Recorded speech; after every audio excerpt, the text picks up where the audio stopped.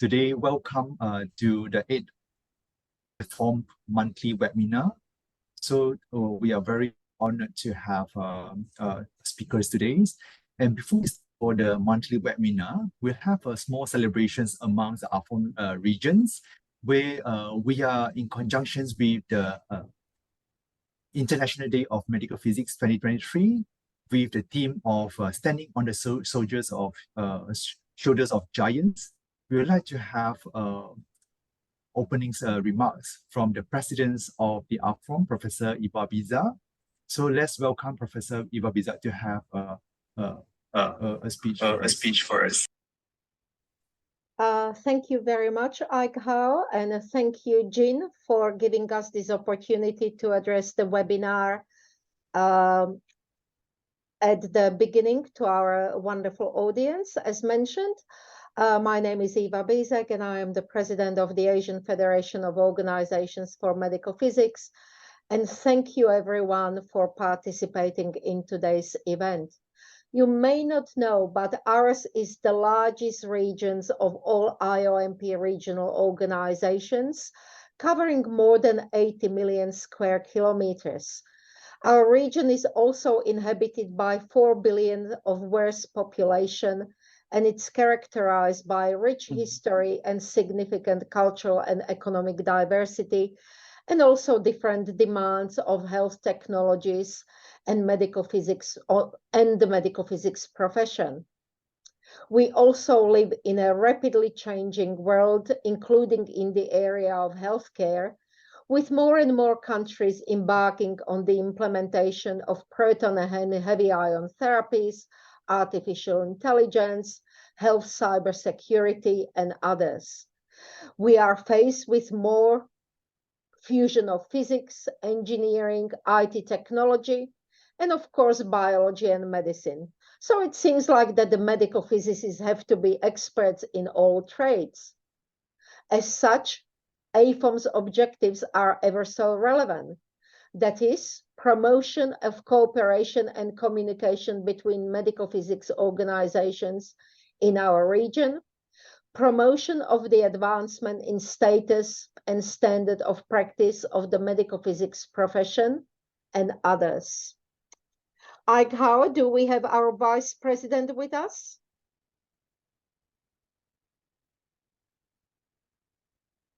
Not yet, we continue, yeah. Yes, I will continue.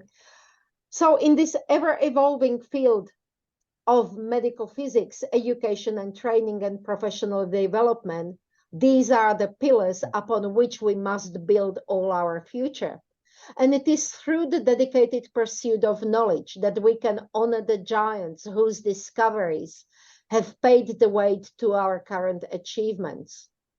To meet the challenges of today and tomorrow, we must embrace not only the wisdom of the past, but also the opportunities of the future, which has the potential to revolutionize how we approach medical physics. From the AFOMP, we have shaped the future of medical physics in Asia-Oceania region. One of our prominent initiatives in the last year was the development of a common medical physics curriculum. This seeks to establish a standardized foundation for the education and training of medical physicists across our diverse region. But let us not forget that true progress is made through collaboration. As we celebrate IOMP's 60th anniversary, we must recognize the strength of working together, sharing knowledge, and harmonizing our efforts to enhance patient care and scientific development. Let us remember the giants who laid the foundation for our profession, and only through continuous education, training, and professional development, we can honor our past. And I will now hand over to Aikhao to continue with the celebrations. Thank you very much, Eva, for a very encouraging speech. So, dear colleagues, my name is Aikhao Ng, the Secretary General of AFOMP. It is vital roles in nurturing the next generation of young medical physicists leaders to ensure a sustainability of the professions. The futures of medical physics development in our region hinges on our abilities to advocate and champion this profession in the coming decades.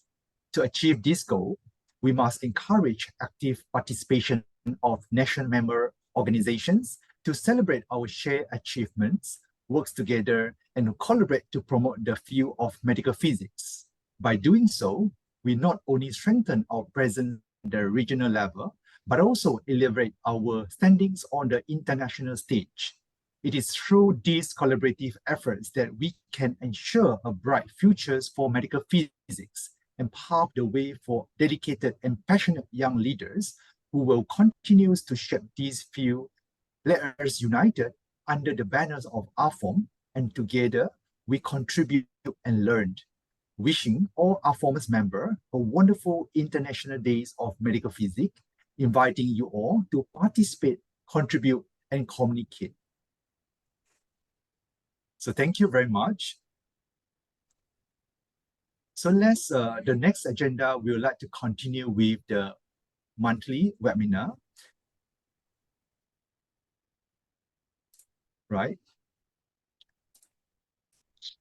Yes. Thank you, Icon. So our moderator is still not show up, right? Is Professor Mehnati here? Just to double confirm. Seems not.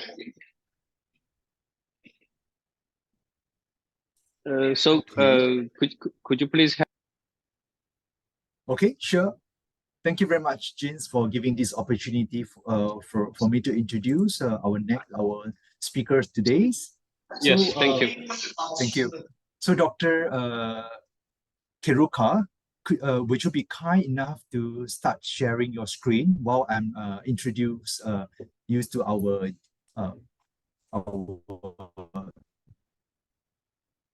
okay, I will share it. Audience. Thank you. So, yeah, excellent. So, right. Thank you very much. So, today we are very honored to have Dr. Subhash Kheruka, a distinguished medical physicist whose unwavering dedications has significantly contributed to the field of nuclear medicine, PET-CT imaging, SPECT-CT imaging, and cyclotron technology. With a PhD and a master's degree in medical physics, Dr. Kheruka has emerged as a leader in the scientific community, specializing in radiation safety, image analysis, and quality assurance. Throughout his illustrious career, Dr. Kheruka's passions for research and knowledge disseminations has resulted in the publications of 70 research papers in the esteemed journals, covering a wide range of topics in nuclear medicine and cyclotron research. He has shared his groundbreaking insights by delivering approximately 70 engaging talks at international conferences, inspiring fellow researchers and aspiring professionals alike. So without further ado, let me pass the floors to Dr. Kheruka to share the interesting topics about handling medical emergencies in radionuclide-administered. The floor is yours, Dr. Kheruka. Yeah, thank you so much, Doctor, for giving a nice introduction. So, am I audible? Yes. Yeah. So today I will discuss about the handling of medical emergencies in radionuclide-administered patient, where there is literature is very few where they described how to handle these emergencies if any occurs. So first of all, I will introduce what is the nuclear medicine, a specialized branch employing a radioactive material to diagnose and treat the disease and offering insight into the cellular function and physiology. The application of nuclear medicine used for the diagnostic condition like cancer and treating elements such as hyperthyroidism. So now, what is the importance of the preparedness in medical emergencies? It is essential for ensuring patient safety and efficient response during the unpredictable situations. So key aspects is the regular training, equipment availability, and established emergency protocols. So in the realm of nuclear medicine, there are two primary categories. One is the diagnostic and second is the therapeutic. Under the diagnostic nuclear medicine, we utilize the SPECT and SPECT to provide the insight into the biological process. On the other hand, the therapeutic nuclear medicine focus on the treating the disease particularly the cancer, using the specialized radioisotope. Some common treatment include the radioiodine therapy for thyroid-related issues and radiopharmaceutical therapy to alleviate the bone pain. So now, when individuals treated with the radioactive material encounter unforeseen health challenges, healthcare professionals adhere to the stringent protocols, and these guidelines blend the medical knowledge with the radiation safety measures, ensuring that both the patient and healthcare staff remains protected. Effective communication is crucial in this process. So highlighting the importance of the comprehensive care and safety prioritization in such sensitive scenarios. So in the event of a medical emergency related to the radiation exposure, our protocol is comprehensive and multi-tried. So what are the things we should remember? First is the immediate assessment. Our first step to swiftly evaluate the patient condition, we aim to identify if the emergency stems for the radionuclide or if it is due to the another underlying cause. Then comes the radiation safety. The safety of our healthcare personnel remains paramount. All staffs are trained and prepared to manage the situation involving the spills, contamination, or exposure to the radiation, ensuring that they follow all established protocols. Then comes the communications. We believe in seamless communication, whether it is among us, the healthcare team, between the team and the patient, or with the radiation safety personnel. Effective dialogue is the key. Moreover, it is vital to promptly notify all relevant department to ensure everyone is on the same page. Then comes the isolation. If there is any suspicion of contamination, we have measures in place to isolate and contain the affected area or individual to minimize the radiation risk. Then comes the medical treatment. Lastly, but most importantly, the patient well-being is our utmost concern. We ensure that the patient receives the most appropriate treatment or a intervention tailored to their specific need. So then the radiation protection is a paramount. I've always ensured the use of personal protective equipment or a PPE. Remember, the three key principle to limit the exposure is the time, shielding, and distance. The less time you spend around the radiation, the better. Using proper shielding material can greatly reduce your exposure, and increasing your distance from the source can further minimize the risk. Then we can talk decontamination. What is that? In the event of confirmed contamination, it is vital to swiftly activate established protocol to ensure the safety. Speaking of safety, we must continue monitoring the patient radiation dose. This is where this dosimetry, radiation dosimetry, comes into the play, and it gives us an accurate measure of the radiation dose received by the patient. Then comes the documentation is also very crucial, and keeping a detailed record of the emergency response is not just about the accountability. It is also about the learning and improving our response for future incident. After the immediate threat is neutralized, then comes the follow-up care becomes the focus. It is not just about the addressing the immediate concern, but also monitoring for potential longer-term radiation impact. Lastly, the team approach is essential in this situation, and a collaborative effort is required, bringing together physician, nurses, technician, and more. The emphasis here is on regular training, practice, drills, and strict adherence to protocols. Then come what are the potential diagnostic and therapeutic emergencies in the nuclear medicine. It is important to understand the potential emergency that may arise, which starts from the diagnostic nuclear medicine. Allergic reaction, we should be vigilant, as some patient might have unexpected reaction to contrast agent or a tracer. Radiation overexposure, while rare, there are instances where operation mistakes can result in higher than intended radiation doses. Then comes the anxiety-induced reactions. The process of imaging can be intimidating, some patient might experience claustrophobia or heightened stress level. Switching gear to the therapeutic potential emergency in the therapeutic nuclear medicine, radiation side effect. First is that post-treatment patient may exhibit the side effect that needs immediate attention. Then comes the bone marrow suppression. One significant concern is a marked decrease in cell production within the bone marrow, which can affect the patient overall health. Then we will talk about the radiation pneumonitis. Through rare, this severe lung inflammation can occur post-radiation therapy and require swift medical intervention. So it is essential to be aware of these potential emergencies, ensuring we are always prepared to offer the best care to our patients. How to manage allergy reactions?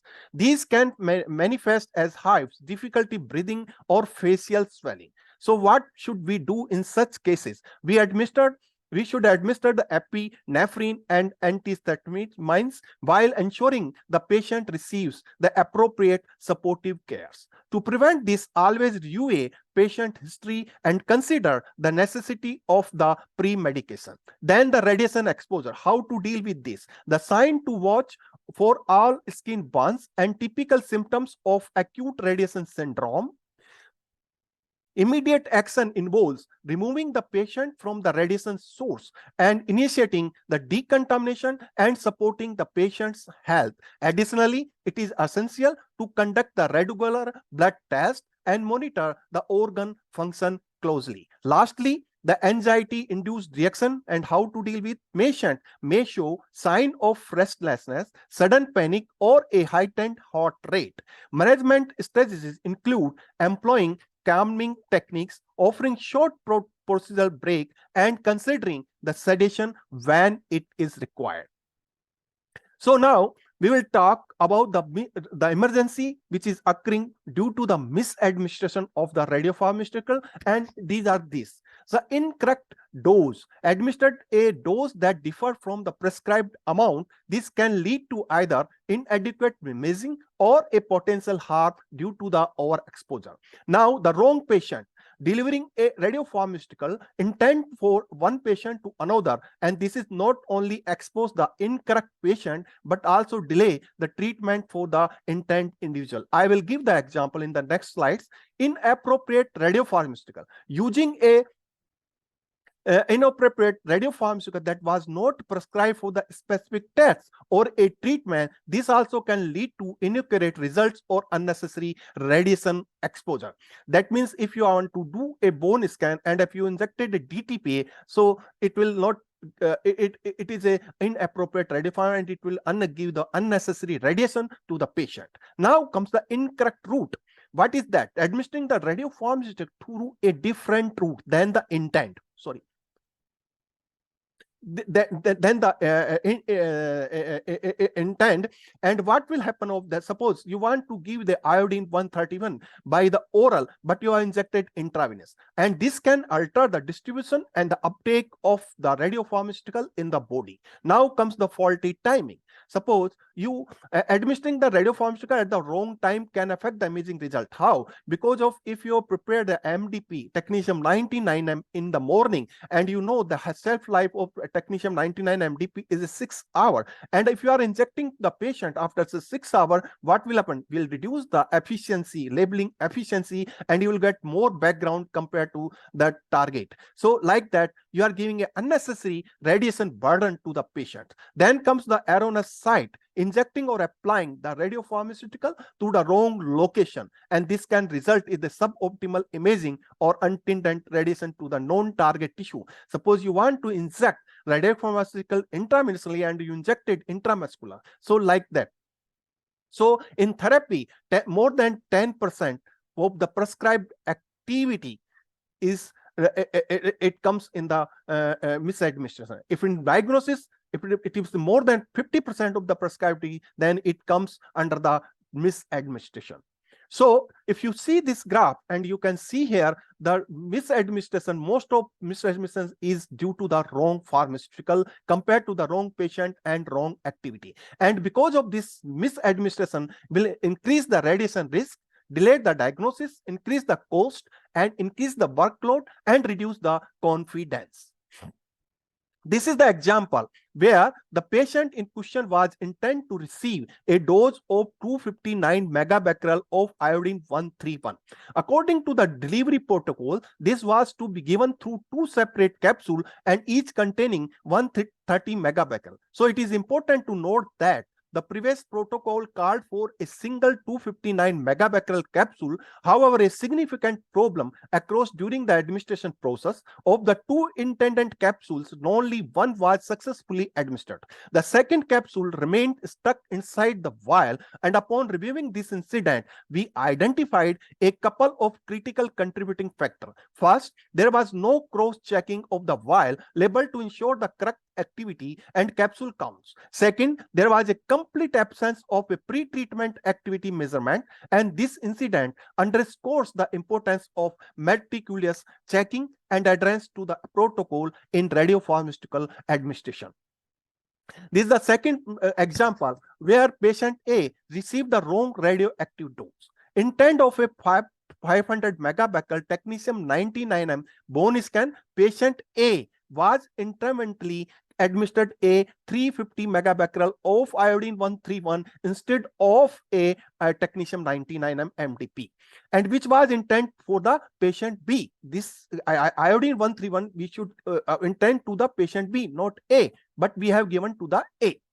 The magnitude of this error become clear only post-treatment. Immediate intervention were taken. Approximately 1/3 of the radioactive dose was removed directly from the patient stomachs. In addition, specialized treatment were provided to release the iodine 131 and prevent further absorption in the thyroid. Despite these interventions, the thyroid of patient A absorbed an estimated dose of 8 gray. To delve into the specify the origin of this mix-up, both patient A and B were simultaneously in waiting room. Another major concern was the technologist's failure to comply with the hospital patient identification procedure. Immediate corrective action such as stomach evacuation and thyroid treatment were swiftly implemented for the patient A's well-being. So now patient identification, why? How much it is importance. So the patient identification is a paramount importance is ensuring the effective radiation protection. The consequences of misadministration can be severe, potentially resulting in correct treatment or diagnostic procedure. So how do we safeguard against these risks? So these are the first, to consistent the name verification. It is essential to continuously check the patient name during every step of the process. Then comes the assign each patient a distinct identification number, and this number must be validated at every stage of the treatment or a diagnosis. Then the barcode wristband. Equip every patient with a colored wristband that include an identification barcode, and this system not only aid in easy identification but also allow for quick categorization of patient, streamlining the process. By adhering to these methods, we can significantly reduce the risk associated with incorrect patient identification, ensuring both patient safety and effectiveness of radiation procedures. So this is the this is the second example where a 43-year-old man intend to undergo this thyroid scan, informed the technologist about her potential pregnancy. Misunderstanding ensued, leading her to proceed with the exam, and unfortunately she was in the early stage of the pregnancy and later suffered a miscarriage. So what are the key points? Patient tried to communicate potential emergency to the technologist. The technologist misunderstood and proceeded with the scan. And this week, because of that, the oversight results in the miscarriage. So this is the second example where the nursing mother was administered 180 megabecquerel of iodine 131. As a result, her infant was exposed to alarming level of radiation 300 gray localized to the thyroid and an overall dose of 0.17 gray. Following this event, a thorough hospital scan confirmed abnormal concentration of iodine 131 in the mother breast. And due to this unfortunate oversight, the child now requires lifelong thyroid medication to ensure proper development. So, the core of incident, a nursing mother was administered 131, iodine 131, and the primary lapse, what is that? A technologist, while distracted, missed asking the standard protocol question and leading to this grave oversight. So what are the safety procedures we should take in the radiopharmaceutical? Effective patient and radiopharmaceutical identification coupled with the stringent traceability mechanism play a vital role in significantly reducing the chances of misadministration. So however, it is imperative to understand that even with this stringent measure, unforeseen error might still arise. In the unfortunate event of a misadministration, it is at most important to document the entire incident thoroughly. Transparent and immediate communication must be established with the patient and the referring doctor. It deemed necessary, appropriate treatment should be carried out promptly to minimize the patient dose exposure. A thorough investigation should be launched to determine the root cause and to implement corrective action accordingly. A systematic review of all reported mishap should be keep in the form of the documentation. Now, the management of therapeutic nuclear medicine emergency, will discuss about it. What are the side effects of radionuclide therapy? In our that is the nausea and vomiting, and it is not uncommon for patient to experience these symptoms post therapy. To alleviate discomfort, we can administer anti-nausea medications and emphasize the importance of staying hydrated. Then bone marrow suppression. A potential consequence of therapy can be the suppression of bone marrow activity, and it is crucial to constantly monitor blood count. Depending on the severity, transfusions or growth factor might be considered to counteract the suppression. Radiation pneumonitis. This inflammation of the lung tissue can arise as a side effect. To manage this, we prescribe steroid to reduce the inflammation. Ensuring the patient has adequate oxygen support is crucial, and bronchodilators can be administered to ease the respiratory distress. So the critical scenario encountered in isolation ward. What are the emergency can occur in the isolation ward? This situation demands rapid response and a neat understanding of the unique challenges passed by the isolation environment. The medical emergency. In isolate setting, a patient condition can deteriorate swiftly. We must be equipped with the request tools and protocols to address this medical urgency promptly while ensuring the safety of both the patient and the medical team. Then surgical emergency. Certain situations might necessitate immediate surgical intervention. The logistic of performing surgery is an isolation ward. You require precise coordination, understanding of contamination risk, and meticulous planning. Then comes the cardiopulmonary arrest. Perhaps the most time sensitive of emergencies, a cardiopulmonary arrest is in isolation ward present unique challenges. Quick response, adept use of life-saving equipment, and an efficient resuscitation team are imperative. It is paramount that we continuously train, adapt, and innovate to provide the highest standard of care in this specialized setting. So first we'll talk about the medical emergency in isolation ward. Why we are using isolation ward? After giving a high dose of iodine 131 or any lutetium therapy, we are admitting the patient in the isolation ward. So I am discussing this emergency if happened in isolation ward where we have admitted the patient with the high activity. So what are the medical emergencies can occur? the medical emergency myocardial infection, the medical in isolation. Myocardial infection, prompt the recognition and treatment within isolation are vital to improve the outcome. Then cardiovascular accident, swift diagnosis and coordination with neurology are crucial for effective management.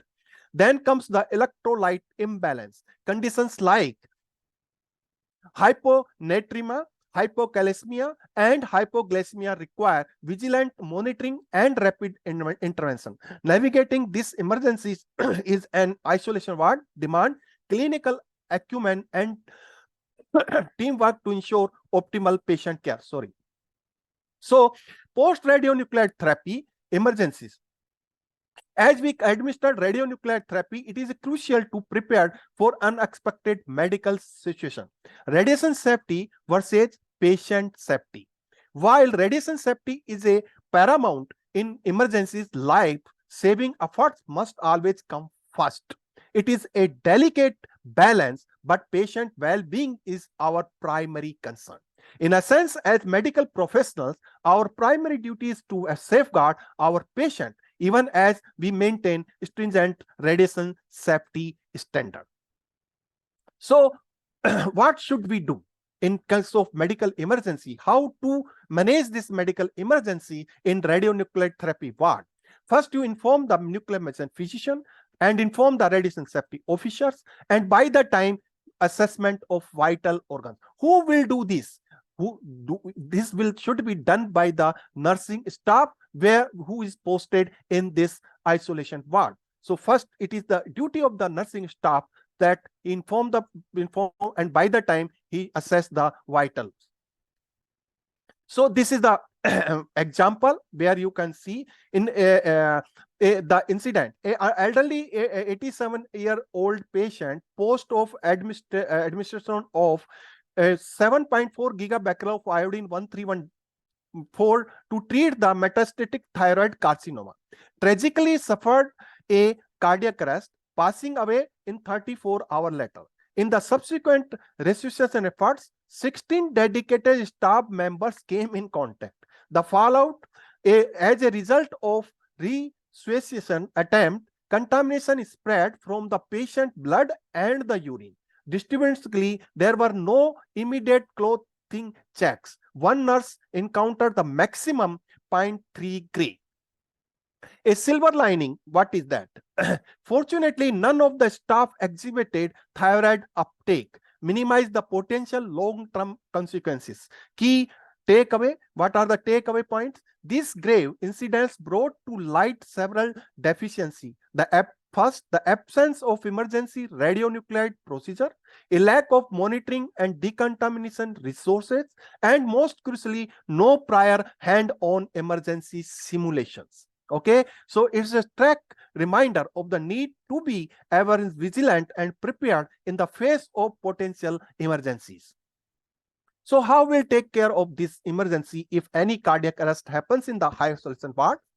Nurse should call NM physician, as I told you earlier, code blue tomb as well as RSO. What is the role of the NM physician? He will engage in the CPR and the RSO will simultaneously supervise the radiation safety. And by that, after reaching the code blue team, it will take care of the life-saving procedures. So how to do? These are the note. This is not allowed. Mouth to mouth breathe. So should not do that. You use ambu bag. Ensure proper handling of the laryngoscopy, monitor the use of endotracheal tube, and supervise the suction catheter utilized in the CPR. So what are the role of the RSO in this case? How to protect during the personal? To minimize the radiation exposure, it is imperative to limit the number of essential medical personnel in the isolation ward, equipped each of them with the pocket dosimeter to actively monitor radiation exposure. The radiation safety officer or a RSO is responsible for maintaining a comprehensive list and tracking all medical staff involving in the CPR. This tracking ensures prompt evaluation of potential radiation exposure. Safety protocol for medical staff. All medical staff attending to a patient during CPR should wear a personal protective equipment. After the procedure, contamination checks should be conducted on each staff member, and if any contamination is detected, immediate decontamination measures should be implemented. Post-CPR, all disposable items, including those from the resuscitation kit, must be treated as a radioactive waste. It is essential to label these items clearly with the date and the isotope used. For safety, these items should be stored in a designated radioactive waste room, allowing for controlled decay. To summarize, the safety of medical personnel is paramount, and by following these protocols, we can ensure optimal radiation protection during the CPR scenarios. Now, if a patient is when faced with a patient who necessitates intensive medical care and consistent monitoring, swift decision making is of the essence. The priority should be patient's well-being. Therefore, if there is a need for specialized care, the decision to move the patient to the intensive care unit or the critical care unit should be taken immediately. So patient safety and health always come first. And when you are transferring this patient in the ICU, if you have a isolated room, then it's very good. You shift the patient in the isolated room. If you don't have in the ICU the isolated room, then you put the bed first. Before shifting, you ask the ICU staff to put the bed in the corner of the ICU. That in that case, one side of the bed will be the wall of the ICU, and in the second side, where there is no wall in the corner, you put a lead shield to prevent other ICU patient from the radiations. So these are the unrestricted release. Once patients are discharged, they can be freely moved. It is essential to document the specific radionuclide details, including its type, the dose administered, and date of administration. If the patient is within the limit, then you can, and if you don't have that ICU facility in your hospital, then you can discharge without any restriction. But if the patient, for those patients who still retain a notable amount of radioactive activity, a specialized approach is needed. Such patients should be transferred in the to a hospital where the ICU is there, that is specially licensed, or they should know to how to handle the radionuclide therapy patient. So now the emergency, if a patient need a emergency after administering the radionuclides, so in what condition it needs a emergency surgery? Because if there is an intracranial bleeding, appendicitis, acute urinary retention, acute intestinal obstruction, ovarian torsions, injuries from road traffic accident, preparation and precautionary. So what are the precautions and precautionary measures we should take? First, irrespective of the radiation exposure, prioritizing the patient immediate health is paramount. Okay. Operation theater preparation. How we prepare the operation theater? Adherence to the standard operational protocol is crucial, and for surgeon, utilize the protective gears as the situation demands. Then comes the radiation safety. Always works toward the minimize radiation exposure and consistently follow all radiation safety guidelines. So how we'll perform this to give the safe environment to the surgeon and other staff. For protective, lay down a combination of polythene sheet and absorbent paper. Be vigilant to avoid the spillage of the body fluid, including blood and urine. How to save your equipment? Ensure covering of crucial machinery like the boils apparatus, ventilators, and cardiac monitors using the polythene sheet or specialized cover. And always wear the ask the surgeon that always wears the double gloves for an added layer of protections. And they should use the personal protective equipments that they should wear the PPE. And they should also wear the goggles for maximum safety if there is any blood flush is there. So RSO should brief that's awareness of RSO to detail potential radiation exposure and combination threat to the surgeon. Understanding the limited exposure, the surgeon is not expected to exceed the yearly dose limit, which stand at 5 millisievert for the public, and the probability of encountering another surgery involving a radionuclide patient is rare.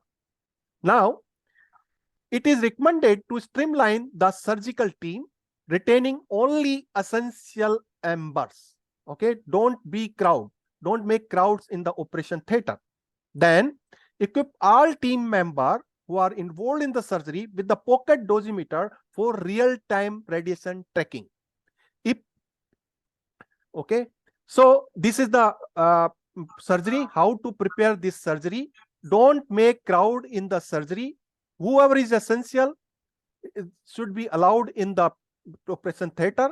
And if the surgery is taking long time, then you rotate the team. Okay, with no only one, and then you only allow the essential staff. I am visible?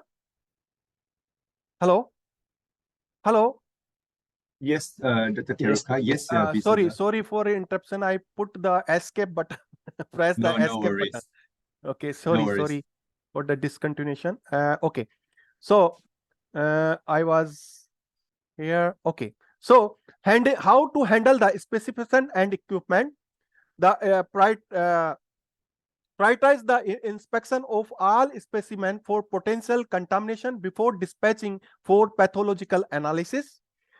Equipment and dampers, how to do it. Methodically examine all surgical equipment and drapes to ensure they are free for the contamination, and handle all surgical tools with presumption of them being radioactively. So safely gathers them into a specially marked containers and allocate them to the radioactive waste chamber, adhering to the standard delay and decay protocols. How to deal the radioactive corpse? That means if any patient is died after giving a radioiodine or a luteation, how to deal with them? So recognize the criticality of post-mortem safety measures for the patient previously treated with the radionuclides. Ensure awareness of radioactive safety in both hospital and home scenarios. Take into account safety procedure during autopsy, ambling, and even burials. So this is the example how to deal with the patient, cancer patient with the high radiation, high dose, high iodine therapy.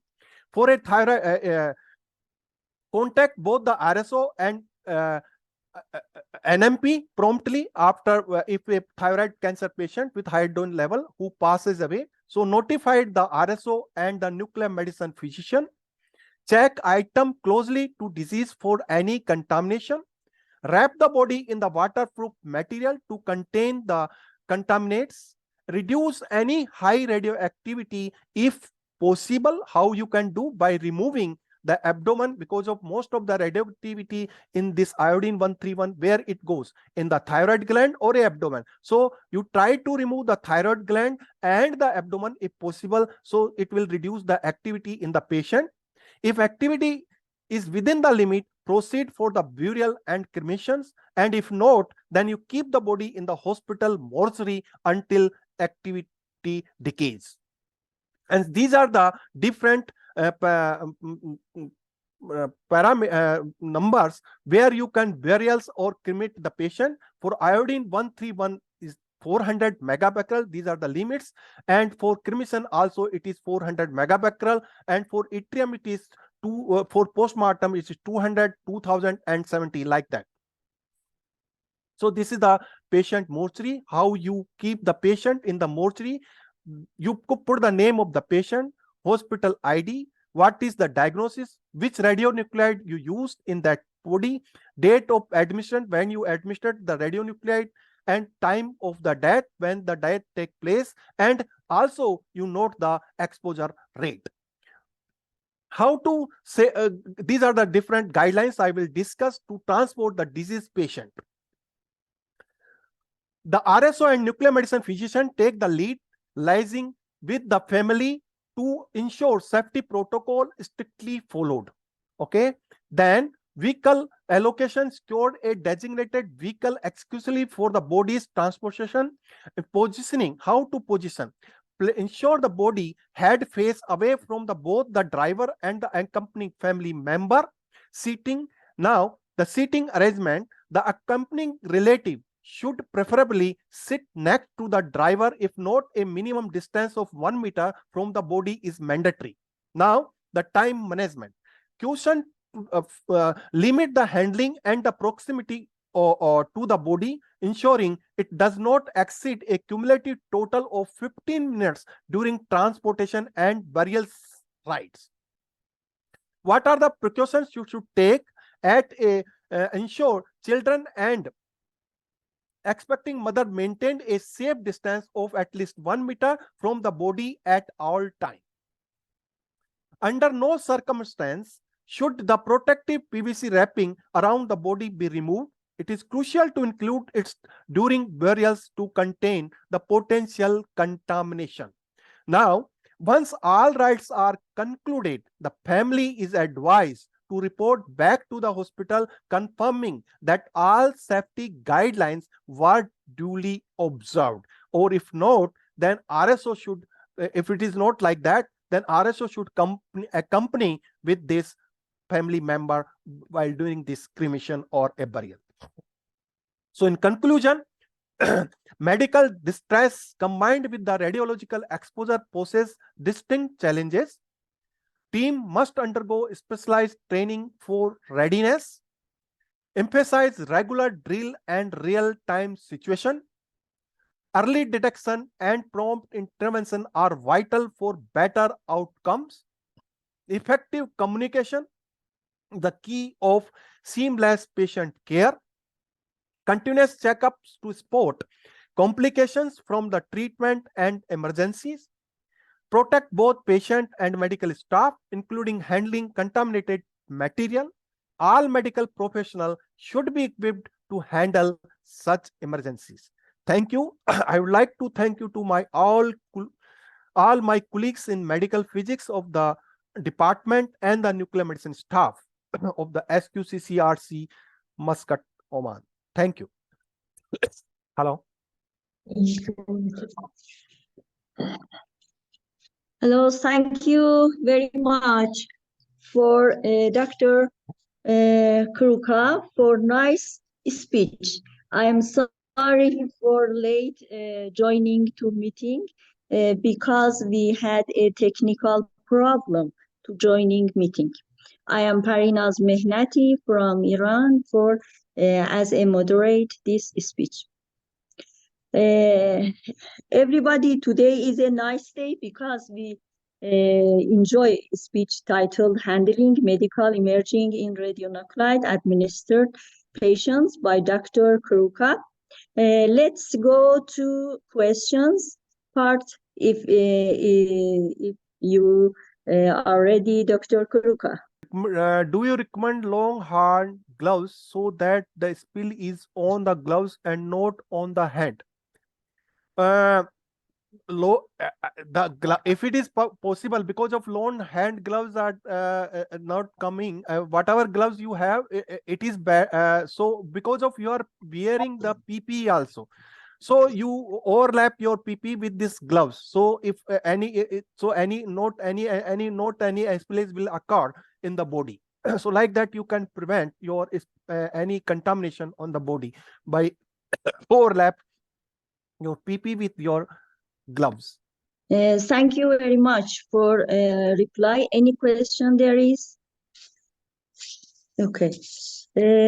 Doctor, thank you for your nice speaking about nuclear medicine. Is there any idea about how many patients you have in India or Oman that you prepare for surgery and also they receive the nuclear medicine drug? Do you have any idea or presentation about this? How many patient there is? Oh, you would that means how much patient I across in the for the emergencies or what? Yes, about this. Emergency. Yes, Yeah, yes.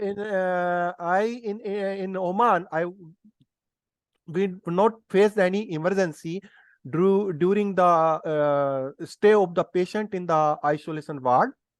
But Yes. in India, I face one or two case where the patient was needed a dialysis after administration of the iodine 131.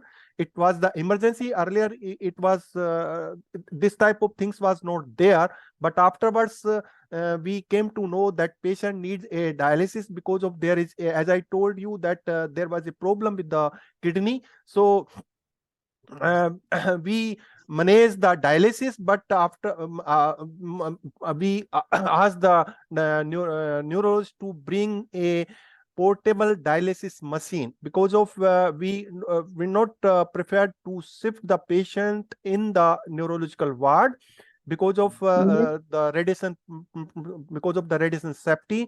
So we asked the neurologist to bring a portable dialysis machine in the ward, and then we use that dialysis machine for the patient, and whatever waste is generated through that dialysis machine, we in the form of the in the liquid, we dispose of in the cupboard which is used by the patient, and it is collected by the delayed tanks, and rest of the waste which is tubes and all these things, we monitored and kept these waste into the storage room till it is not decayed.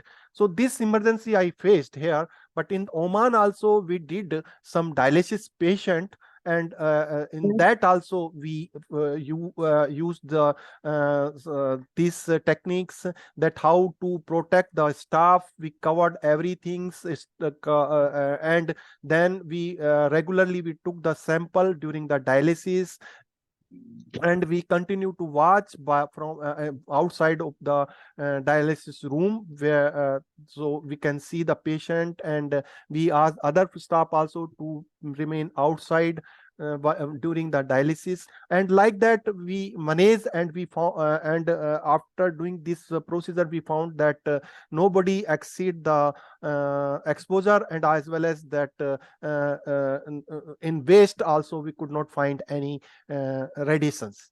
Okay, thank you very much for nice explain and reply to my question. There is another question, dear doctor. What type of QCAQ you do it as a physicians in NM department? Please reply to. Yeah, this is, I think it is what type of as a physics in NM department, it is not related this emergency, but I will answer these questions. We are doing a quality control. You should perform the quality control of a your dose calibrator, so it should measure the right dose. So it is very necessary. So by doing that, you can avoid the overexposure or underexposure to the patient by giving the right dose to the patient. Second,